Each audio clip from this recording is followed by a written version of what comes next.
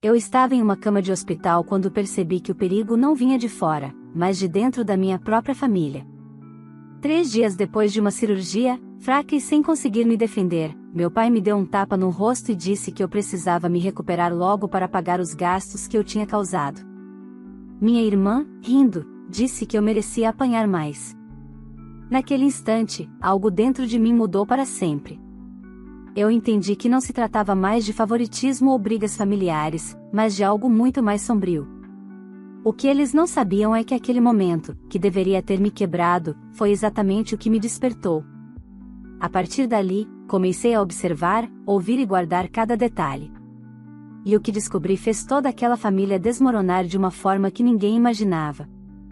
Olá, seja bem-vindo ao canal Histórias Surpreendentes. Curta e se inscreva nesse canal, aproveite e ative as notificações, comente aqui de qual cidade você está assistindo, vou adorar saber e deixar um coração no seu comentário.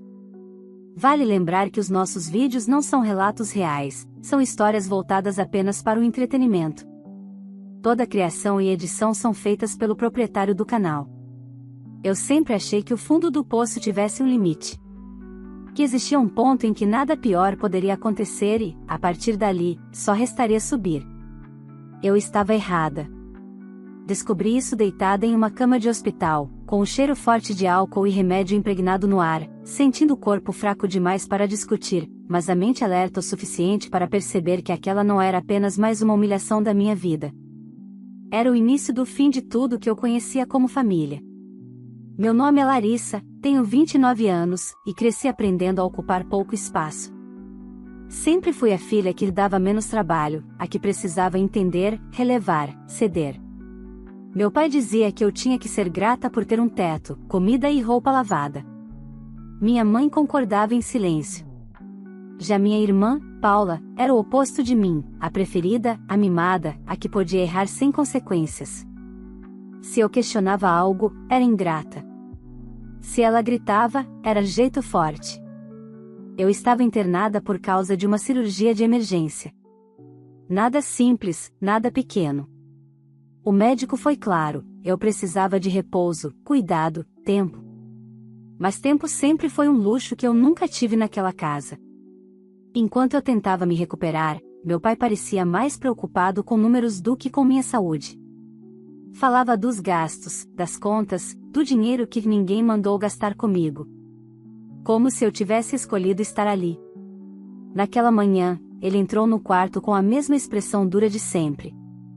Minha mãe veio atrás, olhando para o chão. Paula sentou na cadeira ao lado da cama, mexendo no celular, entediada. Eu tentei explicar que ainda sentia dor, que não podia trabalhar por alguns dias. Nem terminei a frase. O tapa veio rápido, seco, ardendo mais na alma do que no rosto. Minha cabeça virou para o lado, o coração disparou, e eu ouvi a frase que ecoa na minha mente até hoje: é melhor você começar a se recuperar logo para pagar os gastos que tivemos com você.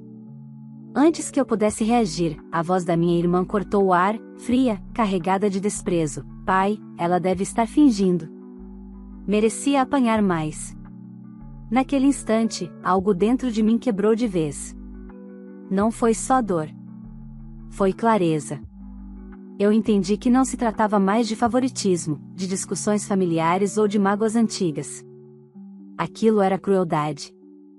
Era abuso. E, se eu não fizesse nada, não terminaria ali. As enfermeiras entraram correndo, houve confusão, vozes, passos apressados. Meu pai mudou o tom, fingiu preocupação. Minha mãe chorou, dizendo que era estresse. Paula fez cara de vítima. E eu fiquei ali, olhando para o teto branco, percebendo que ninguém naquele quarto estava realmente do meu lado. Ninguém além de mim mesma. Voltei para casa dias depois, mais fraca fisicamente, mas com algo novo crescendo dentro de mim. Observava cada conversa, cada atitude, cada movimentação financeira, cada comentário atravessado. Coisas que antes eu ignorava começaram a fazer sentido. Pequenos detalhes formavam um desenho maior, muito mais feio do que eu imaginava. Eu ainda não sabia exatamente como, nem quando. Só sabia de uma coisa: aquele tapa no hospital não seria esquecido. Nem perdoado. A partir daquele dia, meu pai, minha mãe e minha irmã começaram uma contagem regressiva sem perceber. E, desta vez, não seria eu a pagar o preço. Voltar para casa depois do hospital foi pior do que eu imaginava. Não porque eu ainda sentia dor, isso eu já esperava, mas porque o silêncio daquelas paredes carregava tudo o que tinha acontecido naquele quarto branco. Cada passo pelo corredor parecia me lembrar exatamente qual era o meu lugar ali, o menor possível.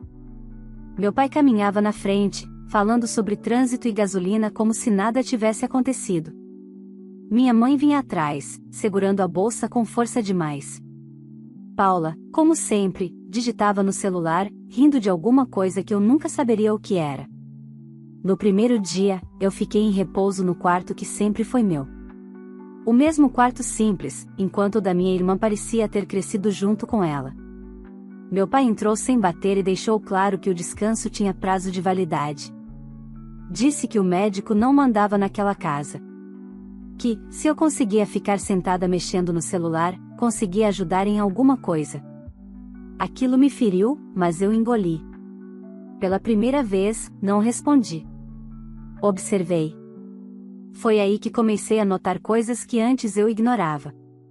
As conversas sussurradas na cozinha quando eu aparecia. As pastas de documentos que meu pai trancava no armário do quarto dele. As cobranças constantes, sempre direcionadas a mim. Contas que, segundo ele, eu precisava ajudar a pagar, mesmo estando afastada do trabalho. Já Paula. Paula não precisava ajudar com nada. Gastava, saía, pedia dinheiro, e era sempre atendida. Minha mãe parecia menor a cada dia. Cansada. Ansiosa. Vivendo à base de remédios para a dor de cabeça, para o estômago, para dormir. Meu pai controlava tudo, cartões, senhas, extratos. Dizia que fazia isso para o bem da família. Eu já tinha ouvido essa frase vezes demais. Comecei a juntar peças. Lembrei de vezes em que meu salário sumia assim que eu depositava na conta conjunta. De benefícios que eu recebia e nunca pareciam durar. Sempre havia uma emergência. Sempre uma desculpa. Sempre eu pagando. Paula fazia questão de me provocar. Passava pelo meu quarto e soltava comentários sobre como eu era um peso. Dizia que, se dependesse dela, eu já teria sido colocada para fora há muito tempo. Meu pai ria. Minha mãe fingia não ouvir. Aquilo me corroía, mas também me acordava. Uma tarde, enquanto eles saíram, eu fui até o armário onde meu pai guardava os documentos. Minhas mãos tremiam. Não era curiosidade. Era necessidade. Abri pastas, encontrei extratos bancários, contratos, papéis com meu nome. Coisas que eu nunca tinha assinado. Dívidas que não eram minhas. Cartões que eu nunca pedi. Meu coração disparou. Não era só abuso emocional. Era algo muito maior. Tirei fotos de tudo com o celular. Guardei como quem esconde uma arma. Voltei tudo para o lugar, tentando não deixar rastros. Naquela noite, mal dormi. Meu pai comentou no jantar que minha mãe andava confusa demais, que talvez fosse melhor pensar em alguém para cuidar das coisas por ela. Paula concordou na hora, dizendo que a mãe estava ficando lerda. Foi ali que eu entendi, não era só sobre mim. Nunca foi. Enquanto eu fingia obediência, comecei a planejar. Eu ainda estava fraca, dependente daquele teto. Precisava de tempo. Precisava de provas.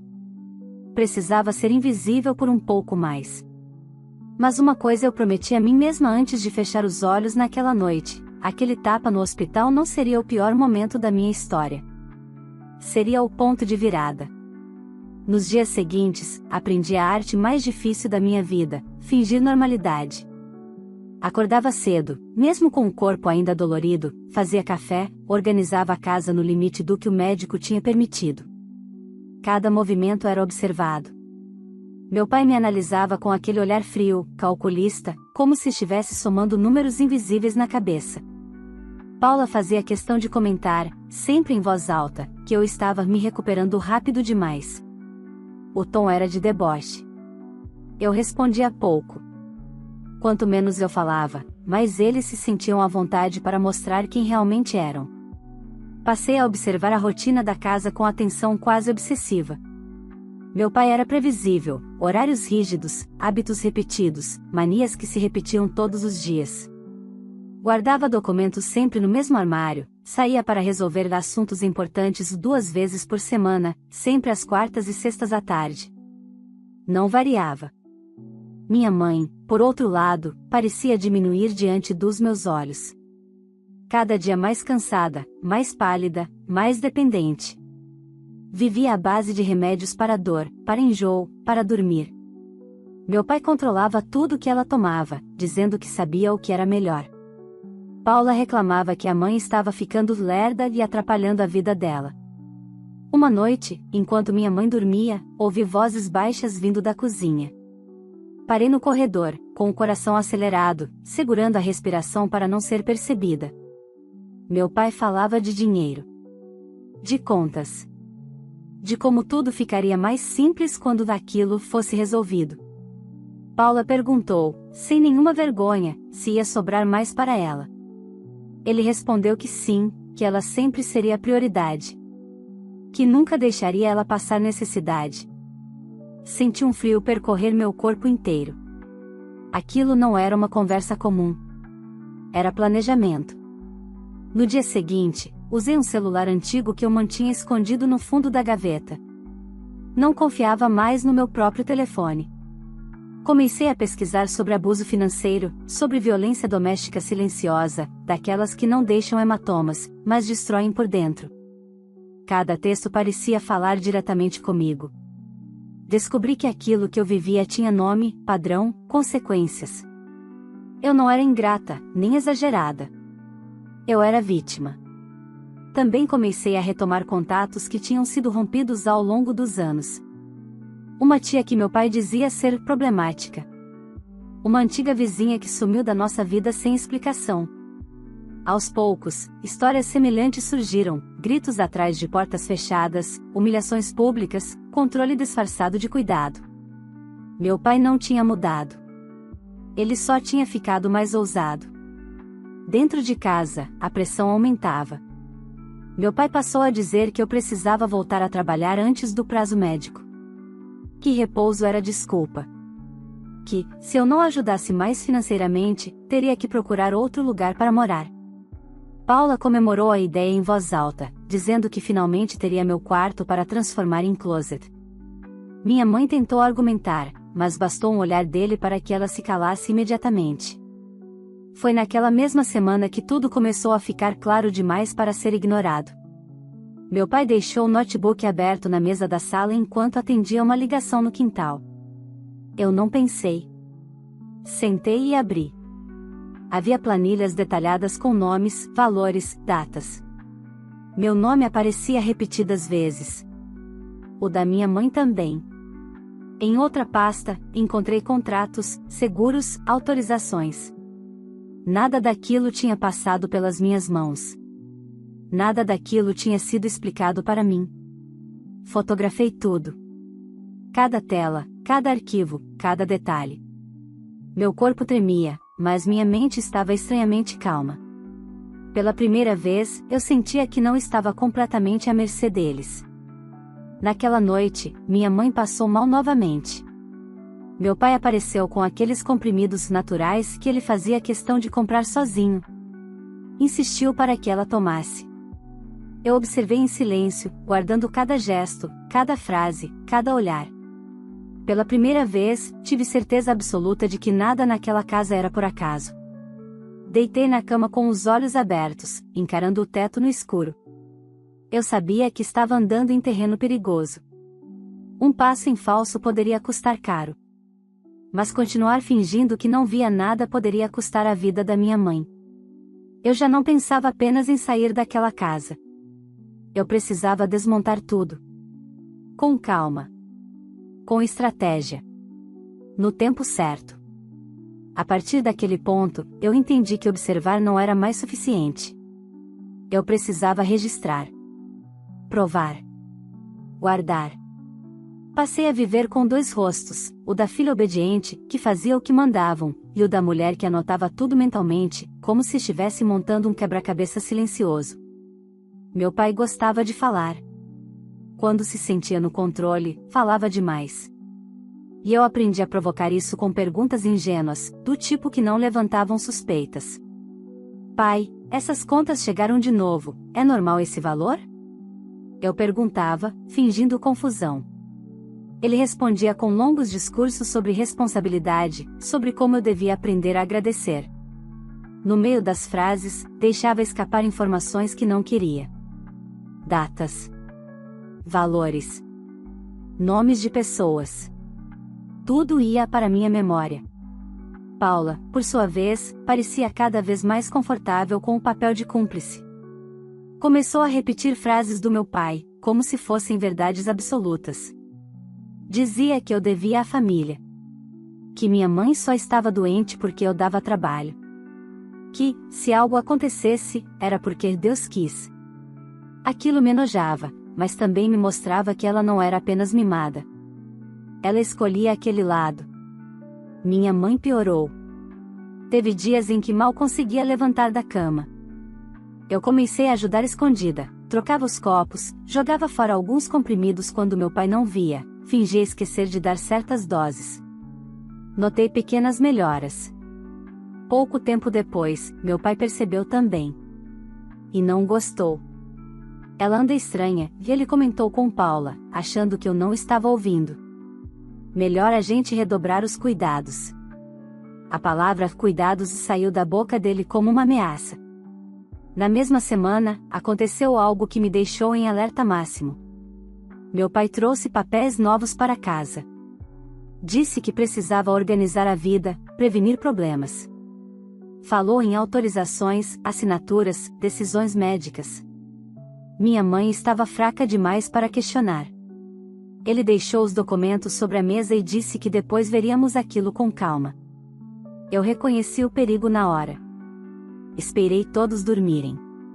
Voltei à sala, peguei os papéis e fotografei página por página. Eram autorizações amplas demais. Poderes que ninguém deveria conceder a alguém como ele. Meu estômago revirou. Aquilo era um plano. No dia seguinte, procurei ajuda fora. Uma antiga colega de trabalho, alguém em quem eu confiava. Não contei tudo, só o suficiente para não parecer louca. Ela ouviu em silêncio e, ao final, disse algo que eu nunca vou esquecer: se você está com medo dentro da própria casa, isso já é resposta suficiente. Ela me orientou a guardar tudo fora dali, em nuvem, com senha que ninguém pudesse adivinhar. Passei a registrar conversas no celular escondido no bolso. Gravei meu pai falando sobre dinheiro, sobre resolver tudo logo, sobre como minha mãe não duraria muito naquele ritmo. Gravei Paula rindo, dizendo que finalmente teria a vida que merecia quando as coisas se ajeitassem. Cada gravação era um soco no estômago, mas também uma peça a mais. O clima na casa ficou pesado. Meu pai começou a desconfiar. Fazia perguntas demais. Vasculhava meu quarto quando eu saía. Paula passou a me vigiar, tentando arrancar reações. Eu me mantive fria. Calculada. Sabia que qualquer deslize poderia colocar tudo a perder. Uma noite, ouvi meu pai ao telefone no quintal. Ele falava baixo, mas deu para entender trechos. Falava sobre prazos. Sobre dinheiro que entraria. Sobre como já estava tudo encaminhado. Eu gravei. Com as mãos trêmulas, mas gravei. Voltei para o quarto e sentei na cama, sentindo o peso de tudo aquilo cair sobre mim. Eu não estava apenas tentando me libertar. Eu estava tentando salvar minha mãe. E talvez a mim mesma. Eu sabia que ainda não era a hora. Faltavam peças. Faltava o momento certo. Mas uma coisa estava clara: eles achavam que eu era fraca. Invisível. E isso, pela primeira vez na vida, jogava a meu favor. A tensão dentro de casa chegou a um ponto em que dava para sentir no ar, como eletricidade antes de uma tempestade. Não era mais apenas desconforto ou discussões veladas, era expectativa. Algo estava para acontecer, e todos pareciam saber disso, mesmo sem dizer em voz alta. Meu pai andava pela casa com passos duros, controlando cada detalhe, falando ao telefone em locais isolados, baixando a voz quando eu me aproximava. Portas que antes ficavam abertas passaram a ser trancadas. Gavetas, escondidas. Tudo se tornava segredo. Paula imitava cada gesto dele. Observava, aprendia, repetia. Era como se estivesse sendo treinada para assumir aquele papel no futuro. Falava com desprezo, fazia piadas cruéis, tratava minha mãe como um incômodo. Já minha mãe parecia cada vez mais distante da realidade. Os olhos estavam opacos, a fala lenta, o corpo frágil. Ela existia em função da rotina que meu pai impunha, sem energia para questionar nada. Foi nessa fase que percebi algo fundamental: meu pai estava com pressa. A calma calculada tinha desaparecido, dando lugar a uma urgência mal disfarçada. Ele começou a falar sobre viagens, sobre aproveitar enquanto dava tempo. Comentava que seria bom sair do país, mudar de ares, começar de novo. Paula se empolgava imediatamente, falava em praias, fotos, compras, vida nova. Minha mãe apenas concordava com a cabeça, sem forças para discordar. Eu sabia que aquilo não era lazer. Era fuga. Ou algo ainda pior. Decidi avançar. Comprei pequenas câmeras pela internet, disfarçadas de carregadores e objetos comuns. Esperei os momentos certos, sempre com o coração disparado, para instalá-las na cozinha, na sala e no corredor que levava ao quarto dos meus pais. Cada movimento exigia cuidado absoluto. Um erro, e tudo estaria perdido. O que comecei a registrar roubou meu sono.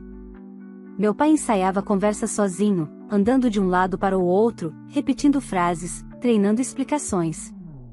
Falava sobre como as pessoas sempre acreditavam nele, sobre como ninguém nunca desconfiava. Referia-se à minha mãe como se ela já não estivesse ali, como se fosse apenas um obstáculo prestes a ser removido. Paula aparecia rindo, perguntando o que fariam depois, se poderiam trocar de carro, se a casa ficaria só para eles. Ele respondia com promessas vagas, mas cheias de certeza. A gota d'água veio numa tarde abafada, quando encontrei minha mãe caída no banheiro. Ela estava consciente, mas completamente desorientada, mal conseguia formar frases.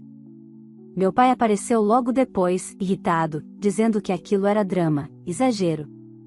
Pegou um frasco e tentou dar algo a ela ali mesmo. Eu empurrei a mão dele e disse que chamaria ajuda.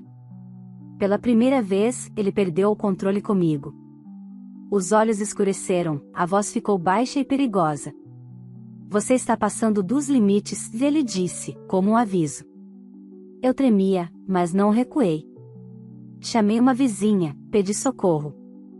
Em segundos, ele mudou o tom, virou o homem preocupado, dizendo que eu estava exagerando, criando confusão. Paula apareceu chorando, dizendo que eu queria destruir a família. Mas algo tinha mudado. Eles tinham ido longe demais. E eu sabia disso. Naquela noite, procurei ajuda fora daquele círculo sufocante. Falei com uma profissional da saúde que conhecia minha mãe havia anos. Mostrei fotos, descrevi comportamentos, contei tudo o que vinha acontecendo. Ela ficou em silêncio por um longo tempo e, quando falou, foi direta: aquilo não era coincidência. Havia sinais claros de manipulação, negligência grave e risco real. Ela me orientou sobre caminhos formais, nomes de órgãos, horários, procedimentos. Passei a dormir mal, sempre alerta, com medo de acordar tarde demais. Meu pai percebeu meu estado. Começou a pressionar ainda mais. Trouxe novamente os documentos, insistindo que minha mãe precisava assinar logo. Paula reforçava, dizendo que era só burocracia, que eu estava sendo paranoica. Minha mãe olhava para mim, confusa, com um pedido silencioso de ajuda que me partia o coração. Eu sabia que o momento estava se aproximando. As provas estavam reunidas, gravações, documentos, registros, testemunhos. Tudo apontava para o mesmo lugar. Não havia mais como fingir. Também sabia que, quando eu desse o próximo passo, não existiria retorno. Aquela família, da forma como eu conhecia, deixaria de existir. E, pela primeira vez em muitos anos, essa certeza não me causava medo. Me causava alívio. Eu passei a contar os dias em silêncio. Não no calendário da parede, mas dentro da cabeça. Cada amanhecer era um passo mais perto do que eu sabia que precisava acontecer. Meu pai já não escondia a impaciência. Andava pela casa como se estivesse atrasado para algo importante, checando o relógio, reclamando de tudo, implicando comigo por motivos cada vez mais banais. Paula seguia no mesmo ritmo, repetindo as frases dele, provocando, tentando me tirar do sério. Era como se ambos quisessem uma reação minha, qualquer coisa que justificasse o próximo passo deles. Minha mãe estava frágil demais para perceber a pressa que se acumulava ao redor. Havia dias em que parecia melhor, mais lúcida, especialmente quando eu conseguia impedir que ela tomasse certos comprimidos. Em outros, voltava a ficar confusa, esquecida, dependente. Meu pai usava esses momentos como argumento, dizendo que ela já não batia bem e que decisões importantes precisavam ser tomadas logo, antes que fosse tarde. Ele marcou uma data. Não falou abertamente, mas deixou escapar durante o jantar que precisava resolver a papelada naquela semana. Disse que um conhecido ajudaria com tudo, que era para o bem de todos. Paula vibrou, falando sobre como finalmente poderiam reorganizar a casa, a vida, o futuro. Eu mastigava devagar, sentindo o estômago embrulhar, enquanto gravava cada palavra com o celular escondido. Naquela mesma noite, fui até meu quarto e revisei tudo o que eu tinha reunido. Documentos fotografados, gravações, registros de movimentações financeiras, mensagens antigas, relatos de pessoas que tinham se afastado da nossa família depois de conflitos com meu pai. Era muito. Era pesado. E, pela primeira vez, eu tive certeza de que não estava exagerando. O padrão estava ali, claro demais para ser ignorado. Passei a agir com ainda mais cuidado. Não confrontava. Não discutia. Concordava quando precisava. Meu pai interpretou isso como submissão. Começou a falar comigo num tom quase cordial, como se eu tivesse finalmente aprendido meu lugar.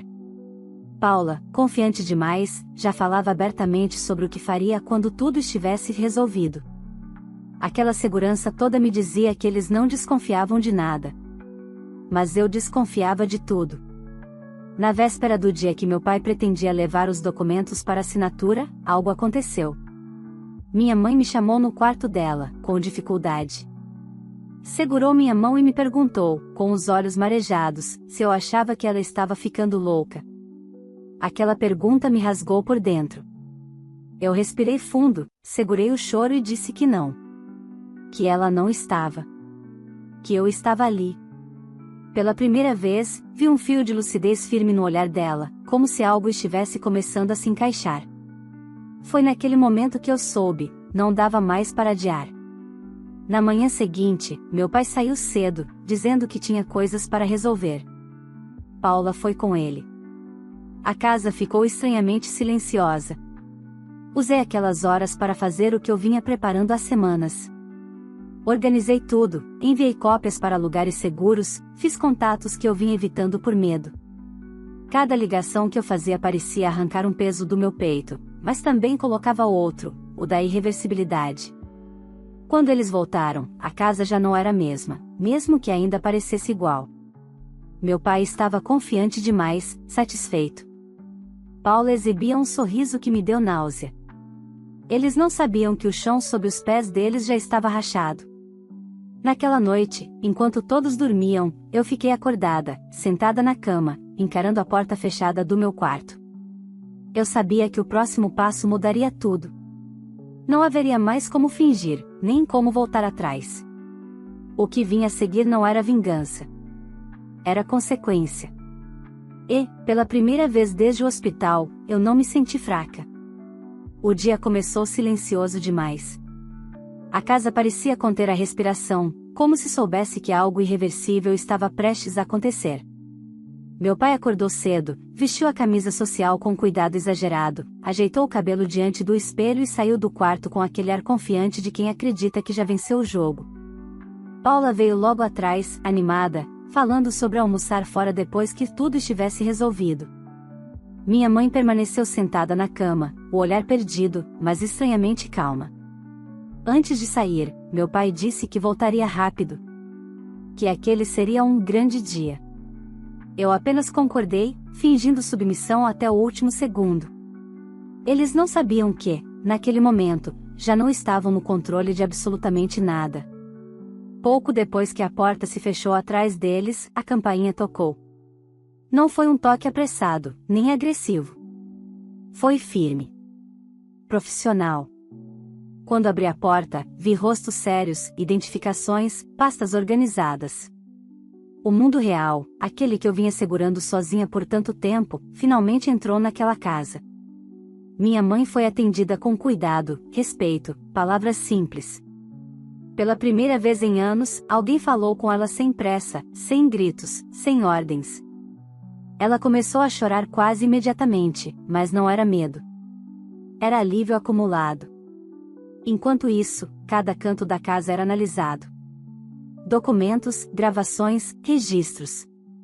Tudo que eu reuni em silêncio agora falava alto por mim. Eu observava de longe, com o coração acelerado, mas com uma calma que nunca tinha sentido antes. Eu sabia que tinha feito o que precisava ser feito.